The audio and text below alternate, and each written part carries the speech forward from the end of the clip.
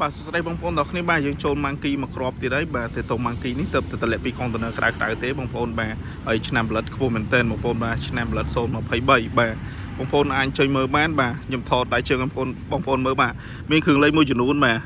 ទបងប្អូនមើលបាទប្រភេទប្រាំង ABS បាទហើយយើងចេញពីកុងតឺន័រមកមិនធ្វើអីទេណាបងប្អូនបាទអត់តលាងទឹកទេបងប្អូនបាទឃើញនៅស្នឹមតិចតួចបាទហើយទឹកមករៀងច្រេះតិចតួចនេះពីយើងអត់បានប៉ូលីវាបាទប៉ូលីតិចគឺខ្ចីស្អាតបណ្ដោយបងប្អូនបាទដៃជើងគឺថ្មីមែនតើបងប្អូនបាទហើយនេះឆ្នាំផលិត023ណាបងប្អូនបាទហើយកងសបកកង់ថ្មីជ្រើងបងប្អូនបាទកប់សេរីបាទបងប្អូនអាចមើលបានបាទបច្ចុប្បន្នមកញោមអីកប់បងប្អូនបាទបោះជប៉ុនសុទ្ធហើយតេតងគីឡូបងប្អូនអាចមើលបានបាទទៅបាន792គីឡូទេបាទសោ2គ្រាប់បាទខ្ចីញញមែនតើបងប្អូនបាទតានីជូនម៉ាស៊ីនអែមបាទ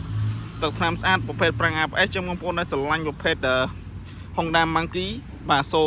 023กระดาษปนរបស់ជប៉ុនបងប្អូនអាចចេញមកមើលបានបងប្អូនចង់មកមលុះក៏បានចង់វាយដូរក៏បានចង់ទិញលុយសុទ្ធក៏បានបាទអរគុណច្រើនបងប្អូន